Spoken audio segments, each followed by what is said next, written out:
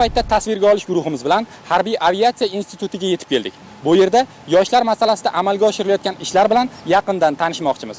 Ma'lumot olish uchun O'zbekiston Yoshlar ittifoqi boshlang'ich tashkilot yetakchisi kapitan Xolmatov Elyor bilan yuzlanamiz. Assalomu alaykum. Assalomu alaykum. Xush kelibsizlar. Salomatmisiz, Elyor aka? Bilamizki, institutning katta qismi yoshlardan iborat va ayni mana shu yoshlar bilan amalga oshirilayotgan ishlar borasida qisqagina bizni tanishtirib o'tsangiz. Rahmat, o'rniga savol berdingiz. Chunki aynan siz aytib o'tganingizdek, bugungi kunda institutimizning shaxs tarkibining 80% ni yoshlar kontingenti tashkil etadi. 4 ta yo'nalish bo'yicha koordinatorlarimiz faoliyat ko'rsatadi. Aynan madaniy, ma'rifiy, huquqiy targ'ibot yo'nalishida, shu bilan birgalikda ijtimoiy iqtisodiy yo'nalishda, harbiy vatanparvarlik va ommaviy sport yo'nalishida va ustoz shogird yo'nalishlarida yo'nalish sardorlarimiz orqali biz bugun kursantlarimizni ijtimoiy faolligini oshiramiz. Biz bugun kursantlarimizni iqtidorlarini kashf qilamiz, badiiy estetik didlarini oshiramiz, dunyoqarashini oshiramiz va ularni hayotda o'zini topishlariga biz ma'lum bir ma'noda ko'maklashamiz. Biz bugun harbiy xizmatchilarning bevosita o'zlari boshchiligida farzandlarini institutda tashkil etilgan to'garaklarga jalb qilinishni yo'lga qo'yganmiz. Maskanda sportning 10 ga yaqin turi bo'yicha to'garaklar tizimli tashkil etilgan bo'lib, ularda institut kursantlari bilan bir vaqtda harbiy xizmatchilarning farzandlari, aholi yoshlari ham muntazam qatnashib kelishmoqda. Bir guruh kichkintoylar bilan o'tkazilayotgan qo'l jangi mashg'ulotlaridagi bolajonlarning ishonchli harakatlarini kuzatib, allaqachon ular sportdagi boshlang'ich saboqlarga ega ekanini ko'rish mumkin. Ular orasida ham ko'plab yutuqlarga erishgan jajji sportchilar tarbiyalanmoqda. Men 2 yildan beri sport bilan shug'ullanaman. 5 marta viloyat bo'yicha musobaqadan chempion bo'ldim. Meni bu to'garakka dadam olib kelgandilar. Kelajakda men bayrog'imizni ko'kka ko'tarmoqchiman. Insonning axloqiy tarbiyasida san'atning o'rni yuqori. Shu jihatdan bugunning harbiy xizmatchisi san'at vositasida yuksak madaniyat bilan ham qurollanishi kerak. Oliygohda musiqa to'garaklari yaqindagina tashkil etilmagan. Ilgari ta'lim olgan ko'plab o'quvchilar mazkur yo'nalishda o'z yo'llarini topib ulgurgan. Institutimizda musiqa to'garaklar tashkil etilganiga 5 yil bo'ldi. 5 yil davomida 50 dan oshiq san'atga qiziqadigan yoshlarimiz jalb qilingan.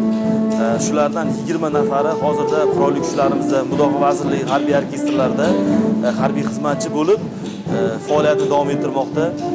Qolganlari institutlarimizda, davlat konservatoriyasida o'qishlarini davom ettirib kelmoqda. To'garagimizdagi o'quvchilarimiz nafaqat musiqani o'rganadi, balki harbiy xizmatchilarimiz, kursantlarimiz bilan bir safda yurib, ular bilan suhbat qilib, ularda harbiy vatanparvarlik ruhi ham yuksalib bormoqda.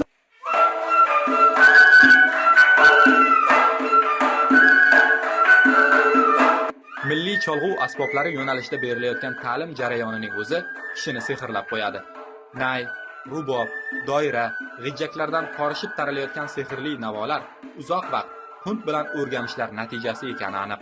Shiddat bilan rivojlanib borayotgan bugungi kunda kompyuter savodxonligi davr talabiga aylanib ulgurdi. Axborot texnologiyalari to'garagida dastlabki ko'nikmalardan toki dasturlashga qadar bilimlar qadam-ba-qadam berib boriladi. Bu esa o'quvchi kelajakda qanday yo'nalishda bo'lmasin, o'z sohasining yetakchisi bo'lishida muhim rol o'ynaydi. Bugun mudofaa sohasida eng muhim yo'nalishlardan biri bu uchuvchisiz uchish apparatlaridir.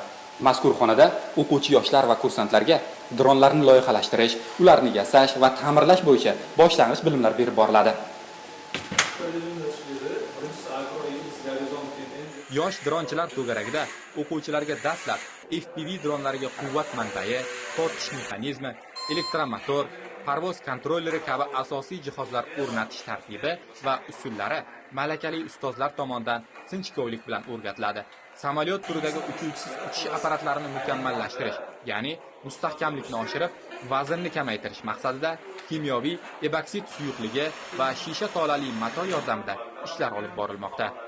Muhammad Ali, hozir nima bilan shug'ullanyapsiz? Hozir men samolyot yasaganimga motor o'rnatdim, unga parra qo'ydim, plyus minusini teskari ulaganimga orqaga ketyapti samolyotim. Oldinga ketish kerak, lekin ustozim aytganlarini qildim. Hozir oldinga ketyapti samolyotim. Necha yildan beri to'garakda qatnashyapsiz? 1 yil. 1 yil mobaynida ba'zi yutuqlarga erishdingizmi? Ha. Xo'p, qanaqa yutuqlarga erishdingiz?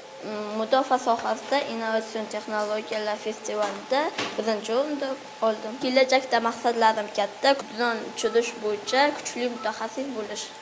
FPV dronlarini yasash, yig'ish va ularga xizmat ko'rsatishni hamda ishlash tartibini o'rgangan o'quvchilarga real sharoitlarga yaqinlashtirilgan simulyatsion dasturlar orqali parvoz qilish o'rgatiladi. eng qiziqarli jarayonlar hali oldinda. O'quvchilar o'zlari tayyorlagan apparatlarning amaliy parvoz qilishini ko'rganlarida haqiqiy quvonch va hayajonni his etadilar. Aviamodel to'garagida esa uchuvchisiz uchish apparatlarining fyuzelyaji, ya'ni korpusini yasash, ta'mirlash, shassilarni o'rnatish, tashqi ko'rinishini bezash, bo'yoq berish ilmi beriladi. Bu yerda taxta, ko'kak, baza, sim, yelim kabi oddiy maishiy mahsulotlardan samoda parvoz qiluvchi qurilmalar yasalmoqda. Zamonaviy texnologiyalarga asoslangan ish qurollari esa har bir elementning oson va sifatli tayyorlanishi uchun muhim. Xulosa qilib aytganda, Harbiy aviatsiya instituti bugun nafaqat vatan mudofaasi uchun samo lochinlarini tayyorlash, balki yoshlarning bo'sh vaqtlarini mazmunli o'tkazishini ta'minlashda ham